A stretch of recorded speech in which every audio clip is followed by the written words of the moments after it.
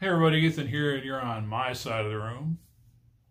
In today's video, I wanted to take a moment or two or 10 to talk about why I haven't really been posting stuff on this channel all that much lately. The short answer is, bands is hard.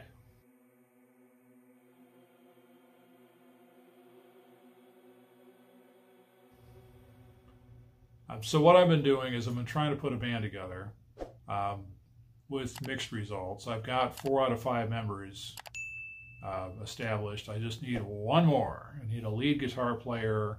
Ideally, one that can sing would be really fantastic, but if it's just lead guitar and that's where we're at, then we're going to go with the hand we're dealt. I think that's the missing Lego piece to snapping together, and then we can actually realistically look at hitting the stage. So what I wanted to do in this video, besides say that's what's happening, is just kind of give a quick rundown of some key points I've picked up in this process of trying to put a band together. All right, so the first point is I learned that it's really important to define what the project is. And then kind of who's in charge. And then, well, kind of like why. So it is a rock band. It's a variety of music between the 60s to the 2000s.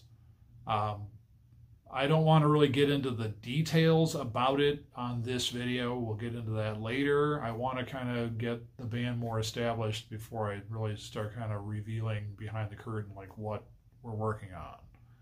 I just don't feel like giving the farm away up front and then I'm left with no show. And it is a show. So that's part of that definition, is that it's not just, we're going to be a band, we're going to get up on stage and play some songs and get off and go drink beers or whatever. It's a show. And to that end, I'm developing the show. So that's why I say bands is hard, because it's not just a matter of putting the personnel together, it's also putting the show together. And it's just been a lot of work. You know, it's a made-up problem in that I set out to do this, and no one made me other than divine providence, I suppose. So here I am, slugging it out and doing the work. So having established that, it makes it a lot easier to cast the net for who you want and why you want those specific kinds of people. And it also makes it clear, like when you are auditioning and speaking to people and kind of like going through the vetting process, about whether or not they're the kind of person who's going to work out.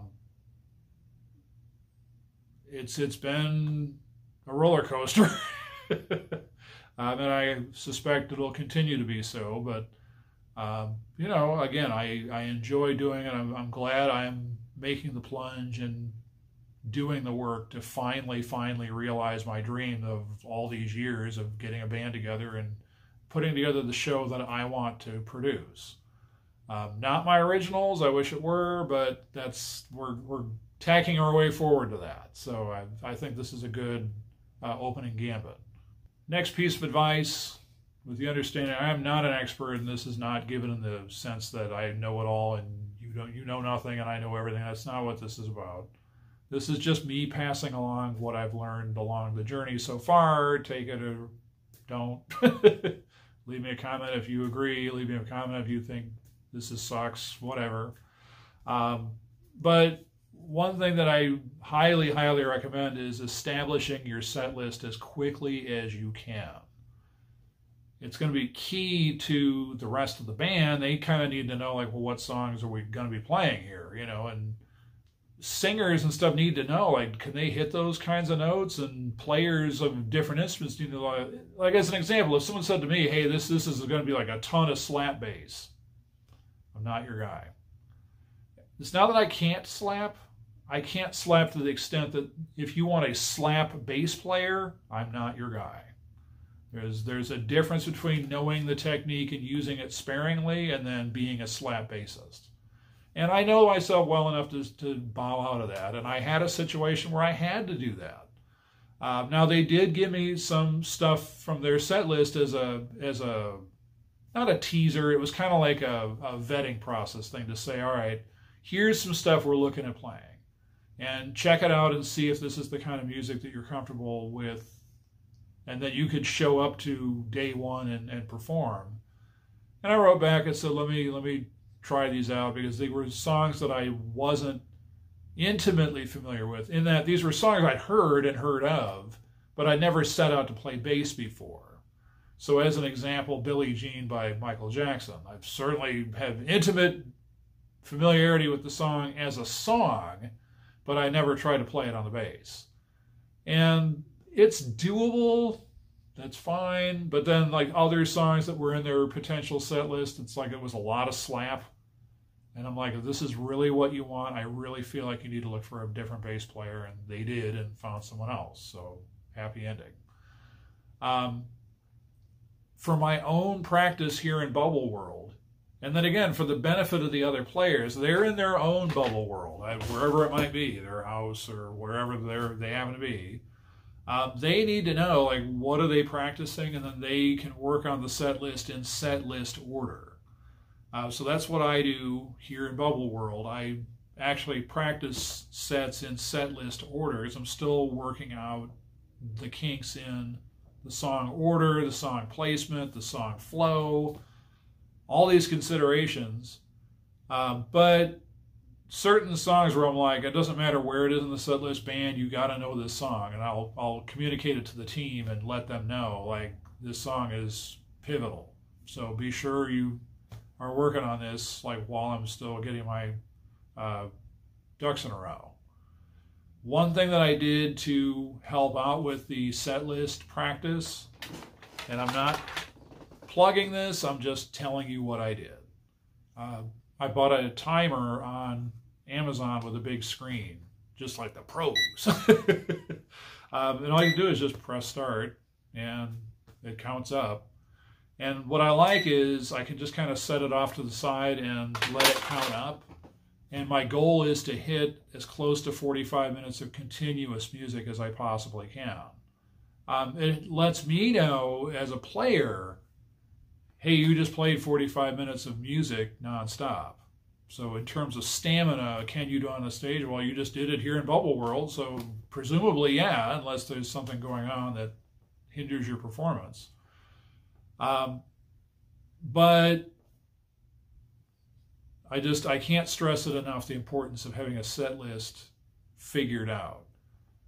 Don't say, like, well, these are my influences. I like Led Zeppelin and Pink Floyd. Okay, well, I like Led Zeppelin and Pink Floyd too, but that doesn't tell me anything about, like, well, what songs of theirs will we be playing? Well, none. I'm just saying I like those bands. Well, then what are we playing? It's not helping me. I don't know what to practice. I don't know what kind of skills to practice. I don't know anything, because all you've told me is bands you like just in general that have nothing to do with the actual show or the actual set. So again, this is very important. Focus is key. So again, you're focusing on what the band is, but then you're also focusing on what the material is. So focus, focus, focus. Tip number 3, and I was doing this before I put ads up looking for band people and started having serious talks with people about being in the band. And that is to practice with a performance mentality. What does that mean? Well, it means here in Bubble World, and this is happening all around the globe. And you can go on YouTube, and this will bear out because people like to post this stuff to YouTube. They like to post them playing covers of whatever. And Lord knows I've done it too. You notice I haven't really posted very many ever lately because I've just been too busy doing other things. But it doesn't mean I'm not learning songs. Well, when you're posting a cover to YouTube, a lot of times people are sitting on their bed, they're sitting in a chair. What I do when I do it is I stand close to the camera so you can just see the fretboard of my fingers, because I don't post tab. So at least I want people to have a rough idea of what the hell I was doing with the cover so that they can kind of pick it up off of what I did. But that's not performance mentality. So performance mentality is, this strip of land that I'm sitting on right now is my section of stage. And I got my fancy lighting. And I have other lights I could set up to simulate stage lighting and all that. And it wouldn't be a direct substitute for actual stage lighting and an actual crowd, but anything to help get that mindset going, I'm all for it. I walk back and forth. I interact with the TV. I interact with Darth Vader over here. I interact with Jamie's nail polish or her empty chair. I make sure I'm making eye contact with different places, and what I'm not doing is just staring off into space, and I'm not just standing in one fixed position just like a mannequin. Again, I look at concert videos, and these are not just cover bands, but actual like established bands that have records out through the years. And I look at the personnel that are backing them up, and you'll get people that like they're very good about stage presence and being there and all that. And you get other ones that are just kind of like nailed to the floor. And I don't know if it's because that's what they were told to do by the powers that be or what. But again, some of these are established bands where it's not like this is some hired hand and they were told to go stand over there and don't move. That just seems to be their default setting. Is like, well, I'll just stand here and not move. That's not very engaging. I don't necessarily think everybody needs to be running back and forth doing wind sprints or jumping up and down like pogo sticks, but just standing in one spot, staring off into the middle distance, not very engaging. So that's what I mean about performance. When I practice a song, I don't just practice the song and try to get the notes right, or get the tone right. I also try to get the performance right. You know, there's certain body moves and mannerisms and facial expressions and stuff that I start to make and start to kind of work into my routine because I'm thinking stage. And then when I do perform on stage, whether it be at the CSL or I did an open mic night recently, you know, I am not starting from zero in that moment, like trying to figure out now what do I do. I have that kind of baked in more and more because I'm practicing that stuff at home. Another quick side note is our dogs do this. They won't really play with the other dogs at the dog park, but they are new to being around other dogs. So they don't know quite what it means to interact with other dogs other than each other, and they really didn't seem to play all that much until we got them. We got them from somebody else. And it's funny because they'll sit there at the dog park and they'll be like, our one dog will sit under our chair and be afraid of everybody and and then she'll come home and then she'll act out all the stuff she just saw. And she'll do the play bow and she'll do the play bark and she'll do all the moves and the wrestling and all this stuff that she saw. But then if another dog actually comes along and says, ooh, wrestling, let's do that. It's like, Dad, we're gonna die. So that's what I'm talking about. That's what I'm getting at with having that mindset here in Bubble World, so that when you are at the dog park, in this case, the stage, or wherever you're performing, you've got it more baked into your DNA that you know what to do. You know what kind of eye contact to make. You know how to nod to people and kind of wander over and kind of play some stuff in their general direction and things like that. Or, you know, another thing that I'll do, I won't do it because I'm in an apartment and it's late at night when I'm practicing, but I'll simulate that I'm doing the clap thing to get the audience going in key moments when there's nothing for me to play, but it's a moment to get the audience engaged. That's not how I'm wired. So I do have to practice at that.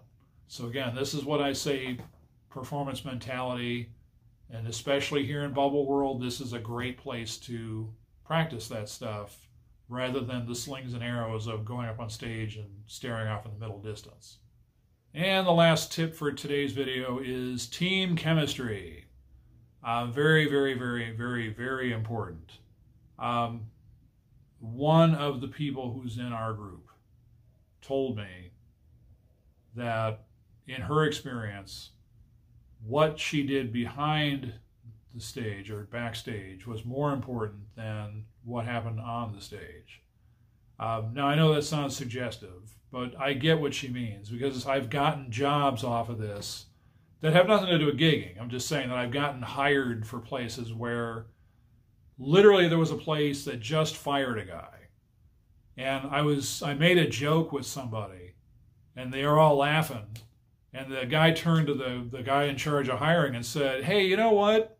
Why don't we get this guy who's funny instead of the other guy who was an asshole?" And I was hired because I made a joke. So, yeah.